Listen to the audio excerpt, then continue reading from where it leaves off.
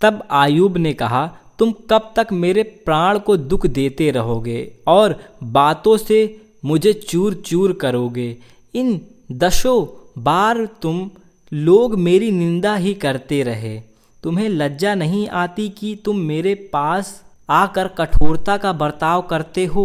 मान लिया कि मुझसे भूल हुई, तो भी वह भूल तो मेरे ही सिर पर पड़ेगी। यदि तुम सचमुच मेरे विरुद्ध अपनी बड़ाई करते हो और प्रमाण देकर मेरी निंदा करते हो, तो यह जान लो कि परमेश्वर ने मुझे गिरा दिया है और मुझे अपने जाल में फंसा लिया है। देखो, मैं उपद्रव उपद्रव यूं चिल्लाता रहता हूँ, परंतु कोई नहीं सुनता।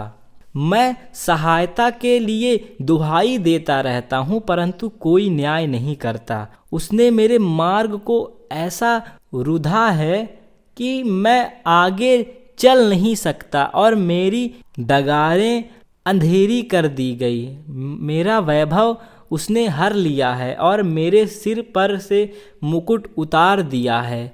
उसने चारों ओर से मुझे तोड़ दिया, बस मैं जाता रहा और मेरी आशा को उसने वृक्ष के समान उजाड़ डाला है। उसने मुझ पर अपना क्रोध भड़काया है और अपने शत्रुओं में मुझे गिना है। उसके दल इकट्ठे होकर मेरे विरुद्ध मोर्चा बांधते हैं और मेरे डेरे के चारों ओर छावनी डालते हैं।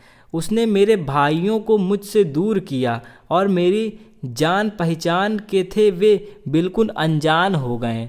मेरे कुटुंबी मुझे तोड़ गए हैं और मेरे परम मित्र मुझे भूल गए हैं। जो मेरे घर में रहा करते थे, वे मेरे दासियां भी मुझे अनजाना गिनने लगी हैं। उनकी दृष्टि में मैं परदेसी हो गया हूँ। जब मैं अपने दास को बुलाता हूँ तब वह नहीं बोलता। मुझे उसने गिड़ाना पड़ता है। मेरी सांस मेरी स्त्री को और मेरे गंध मेरे भाइयों की दृष्टि में घिनौनी लगती है। लड़के भी मुझे तुच्छ जानते हैं। जब मैं उठने लगता तब वे मेरे विरुद्ध बोलते हैं। मेरे सब परम मित्र मुझसे दोष रखते हैं और जिनसे मैंने प्रेम किया वे पलटकर मेरे विरोधी हो गए हैं। मेरे खाल और मांस मेरी हड्डियां से हट गई हैं और मैं मृत्यु से बाल बाल बच गया हूँ। हे मेरे मित्रों, मुझ पर दया करो क्योंकि परमेश्वर ने मुझे मारा है। तुम परमेश्वर के समान क्यों मेरे पीछे पड़े हो? तुम मेरे मांस से क्यों तृप्त नहीं हुए? भला होता कि मेरी बातें लिखी जाती, भला होता कि वे पुस्तक में लिखी जाती और वे लोहे की टकी और शीशे से वे सदा के लिए चट्टान में खोदी जाती। मुझे तो निश्चय है कि मेरा छुड़ाने वाला जीवित है और वह अंत में पृथ्वी पर खड़ा होगा और अपनी खाल के इस प्रकार नष्ट हो जाने के बाद भी मैं शरीर में होकर परमेश्वर का दर्शन पाऊंगा। उसका दर्शन मैं अपनी आंखों से अपने लिए करूंगा और कोई दूसरा नहीं। यद्यपि मेरा हृदय अंदर ही अंदर चूर चूर भी हो जाए, तो भी मुझ में तो धर्म का मूल पाया जाता है। और तुम जो कहते हो हम उसको कैसे सताएं, तो तुम तलवार से डरो, क्योंकि क्रोध का परिणाम तलवार का दंड है, जिससे तुम जान लो कि न्याय होता है। तब नमाती सुपार ने कहा, मेरा जी चाहता है कि उत्तर दूं और इसलिए बोलने में फुर्ती करता हूँ। मैंने ऐसी चितौनी सुनी कि जिससे मेरी निंदा हुई और मेरी आत्मा अपनी समझ के अनुसार तुझे उत्तर देती है। क्या तू यह नियम नहीं जानता जो प्राचीन और उस समय का है जब मनुष्य पृथ्वी पर बसाया गया, कि दुष्टों का ताली बजाना जल्दी बंद हो जाए और भक्तिहीनों का आनंद पल भर का होता है। चाहे ऐसे मनुष्य का महात्म्य आकाश तक पहुंच जाए और उसका सिर बादलों तक पहुंचे, तो भी वह अपनी निष्ठा के समान सदा के लिए नष्ट हो जाएगा। और जो उनको देखते थे वे पूछेंगे कि वह कहाँ रहा। वह स्वप्न के समान लोप हो जाएगा और किसी को फिर ना मिलेगा। रात में देखे हुए रूप के समान वह रहने ना पाएगा। जिसने उसको देखा हो फिर उसे ना देखेगा और अपने स्थान पर उसका कुछ पाया ना रहेगा। उसके बल बच्चे कंगालों से भी विनती करेंगे और वह अपने ही हाथ से अपना मल लौटा देगा। उसकी हड्डियां में जवानी का बल भरा हुआ है, परंतु वह उसी के साथ मिट्टी में मिल जाएगा। चाहे बुराई उसको मीठी लगे और वह उसे अपनी जीभ के नीचे छिपा रखे और वह उसे बचा रखे और ना छोड़े, वरन उसे अपने तालू के बीच दबा रखे, तो भी उसका भोजन उसके पेट में पलटेगा और वह उसके अंदर नाग का सा विष बन जाएगा। उसने जो धन निगल लिया है उसे वह फिर उगल देगा। परमेश्वर उसे उसके पेट में से निकाल देगा। वह नागों का विष चूस लेगा, वह करैंट के डसने से मर जाएगा। वह नदियों अर्थात मधु और दही की नदियों को देखने ना पाएगा जिसके लिए उसने परिश्रम किया।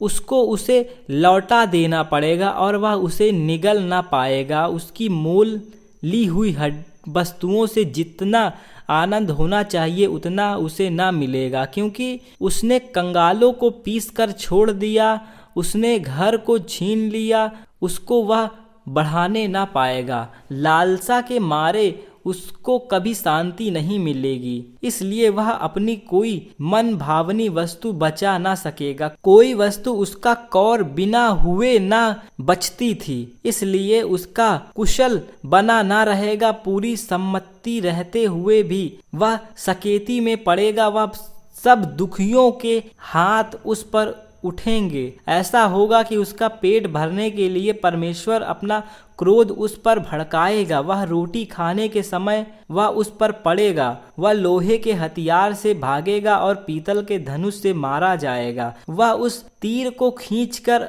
अपने पेट से निकालेगा, उसकी चमकीली नोक उसके पित्ते से होकर निकलेगी। भय उसमें समाएगा, उसके गड़े हुए धन पर घोर अंधकार छा जाएगा। वह ऐसी आग से भस्म होगी जो मनुष्य की फूंकी हुई न हो, और उसी से उसके डेरे में जो बचा हो वह भी भस्म हो जाएगा। आकाश उसका अधर्म प्रकट करेगा और पृथ्वी उसके विरुद्ध खड़ी होगी। उसके घर की बढ़ती जाती रहेगी। वह परमेश्वर के क्रोध के दिन बह जाएगी। परमेश्वर की ओर से दुष्ट मनुष्य का अंश और उसके लिए परमेश्वर का ठहराया हुआ भाग यही है। तब आयूब ने कहा, चित्त लगाकर मेरी बातें सुनो और तुम्हारी शांति यही ठहरे। मेरी कुछ तो सहो कि मैं भी बातें करूं, और जब मैं बातें कर चुकूं तब ठट्ठा करना।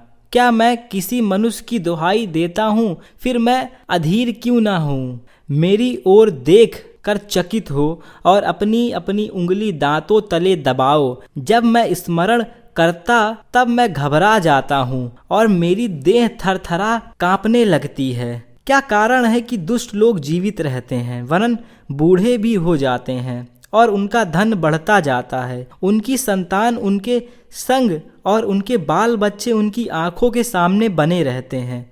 उनके घर में भय रहित कुशल रहता है और परमेश्वर की छड़ी उन पर नहीं पड़ती। उनका शाण गाभिन करता है और चूकता नहीं। उनकी गायें बियाती हैं और गर्भ कभी नहीं गिराती, और वे अपने लड़कों को झुंड के झुंड बाहर जाने देते हैं, और उनके बच्चे नाचते और वे धप और वीणा बजाते हुए गाते हैं और बांसुरी के शब्द से आनंदित होते हैं। वे अपने दिन सुख से बिताते हैं और पल भर ही में अधोलोक में उतर जाते हैं। तो भी वे परमेश्वर से कहते हैं, हमसे दूर हो, तेरी गति जानने की हमको इच्छा नहीं रहती। सर्वशक्तिमान क्या है कि हम उसकी सेवा करें। यदि हम उससे विनती भी करें तो हमें क्या लाभ होगा। देखो, क्या उनका कुशल उनके हाथ में नहीं रहता। दुष्ट लोग का विचार मुझसे दूर रहे। कितनी बार दुष्टों का दीपक बुझता है या उन पर विपत्ति आ पड़ती है, या परमेश्वर क्रोध करके उनके भाग में शोक देता है। क्या वे आयु से उजाड़ हुए भूसे और बवंडर से उड़ाई हुई भूसी के समान होते हैं। तुम कहते हो परमेश्वर उसके अधर्म का दंड उनके बाल बच्चों के लिए रख छोड़ता है, वह उनका बदला उन्हीं को दे, ताकि वह जान लें दुष्ट अपना नाश अपनी ही आंखों से देखें और सर्वशक्तिमान के क्रोध में से आप ही पी लें। क्योंकि जब उनके महीने की गिनती कट चुकी तो अपने बदवाले घराने से उनका क्या काम? क्या परमेश्वर कोई ज्ञान सिखाएगा? वह तो ऊंचे पद पर रहने वाले का भी न्याय करता है। कोई तो अपने पूरे बाल में बड़े चैन और सुख से रहकर मर जाता है और उसकी देह दूध से और उसकी हड्डियां गूंधे से भरी रहती हैं। कोई अपने जीव में कुढ़ कुढ़ाकर बिना सुख भोगे मर जाता है। वे दोनों एक समान मिट्टी में मिले जाते हैं और कीड़े उन्हें ढक लेते हैं। देखो, मैं तुम्हारी कल्पनाएं जानता हूँ और उन युक्तियों को भी जो तुम मेरे विषय में अन्याय से करते हो। तुम कहते हो राइस का घर कहाँ रहा, दुष्टों के निवास के डेरे कहाँ रहे। परंतु क्या तुमने बटोहियों से भी कभी पूछा? क्या तुम उनके इस विषय के प्रमाणों से अनजान हो कि विपत्ति के दिन दुर्जन सुरक्षित रहता है और महाप्रलय के समय ऐसे लोग बचाए जाते हैं? उनकी चाल उनके मुंह पर कौन कहेगा? उसने जो किया उसका बदला कौन देगा? तो भी वह कब्र को पहुंचाया जाता है और लोग उस कब्र की रखवाली करते रहते हैं। नाले के ढेले उनको सुखदायक लगते हैं और जैसे पूर्व काल के लोग अनगिनत जा चुके वैसे ही सब मनुष्य उसके बाद भी चले जाएंगे। तुम्हारे उत्तरों में भी तो झूठ ही पाया जाता है, इसलिए तुम क्यों मुझे व्यर्थ शांति देते हो? तब तेमानी एलिपज ने कहा, क्या मनुष्य से परमेश्वर को लाभ पहुंच सकता है? जो बुद्धिमान है वह अपने ही लाभ का कारण होता है। क्या तेरे धर्मी होने से सर्वशक्तिमान सुख पा सकता है? तेरी चाल की खराई से क्या उसे कुछ लाभ हो सकता है? वह तो तुझे डांटता है और तुझसे मुकदमा लड़ता है। तो क्या यह तेरी भक्ति के कारण है? क्या तेरी बुराई बहुत नहीं? तेरे अधर्म के कारण कर्मों का कुछ अंत नहीं? तूने अपने भाई का बंधक स्मरण रख लिया है और नंगे के वस्त्र उतार लिए हैं। थके हुए को तूने पानी ना पिलाया और भूखे को रोटी देने से इनकार किया। जो बलवान था उसी को भूमि मिली और जिस पुरुष की प्रतिष्ठा थी वही उसमें बस गया। तूने विधवाओं को छूछे हाथ लौटा दिया और अनाथों को बहे तोड़ डाली। इस कारण तेरे चारों ओर फंदे लगे हैं और अचानक डर के मारे तू घबरा रहा है। क्या तू अंधियारे को नहीं देखता और उस बाढ़ को जिसमें तू डूब रहा है? क्या परमेश्वर स्वर्ग के ऊंचे स्थान में नहीं है? ऊंचे से ऊंचे तारों को देख कि वे कितने ऊंचे हैं। फिर तू कहता है परमेश्वर क्या जानता है? क्या वह तेरे अंधकार की आड़ में होकर न्याय कर सकता है? काली घटाओं से वह ऐसा छिपा रहता है कि वह कुछ नहीं देख सकता। वह तो आकाश मंडल ही के ऊपर चलता फिरता। क्या तू उस पुराने रास्तों को पकड़े रहेगा जिस पर तू अनर्थ करने वाले चलते हैं? वे अपने समय से पहले उठा लिए गए और उनके घर की नींव नदी बहा ले गई। उन्होंने परमेश्वर से कहा था हमसे दूर हो जा, और यह कि सर्वशक्तिमान हमारा क्या कर सकता है? तो भी उसने उनके घर अच्छे अच्छे पदार्थों से भर दिए। परंतु दुष्ट लोग का विचार मुझसे दूर रहे। धर्मी लोग देखकर आनंदित होते हैं और निर्दोष लोग उनकी हंसी करते हैं। जो हमारे विरुद्ध उठे थे निसंदेह मिट गए और उनका बड़ा धन आग का कौर हो गया है।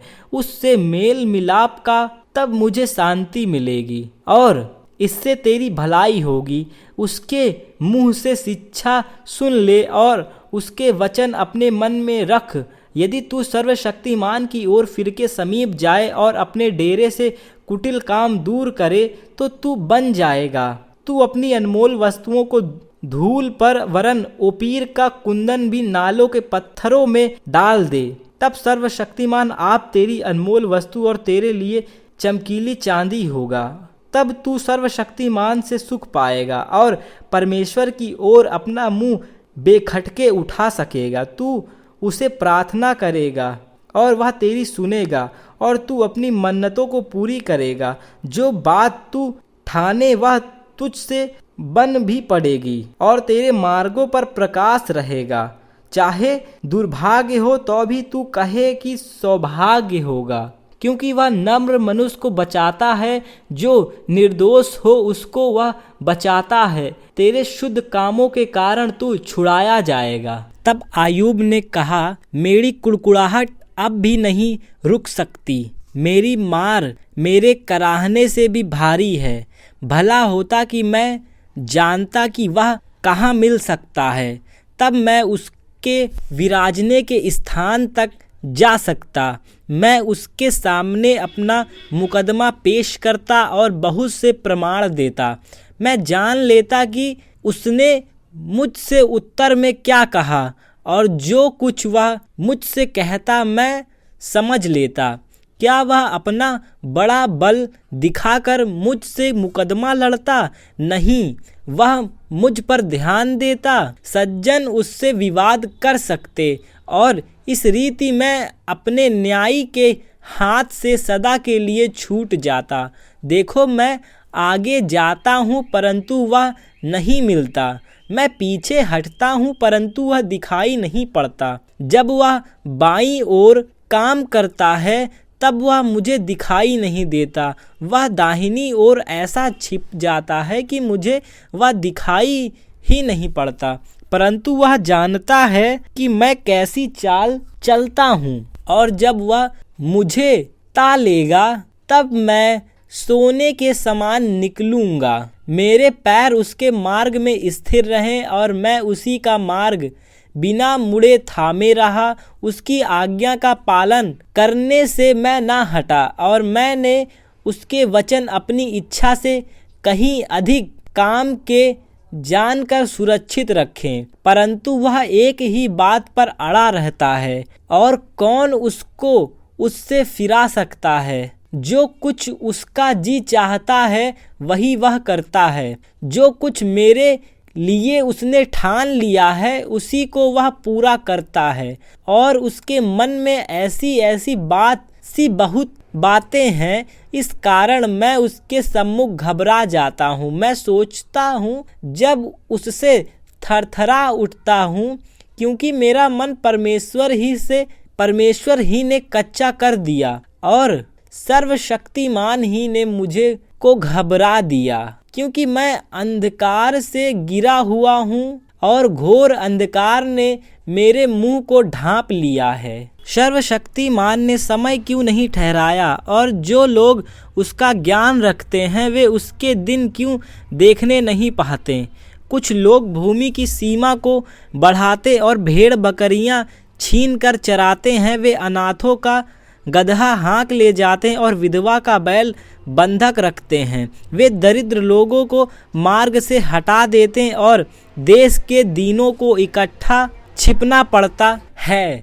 देखो, वे जंगली गधों के समान अपने काम को और कुछ भोजन यत्न से ढूंढने को निकल जाते हैं।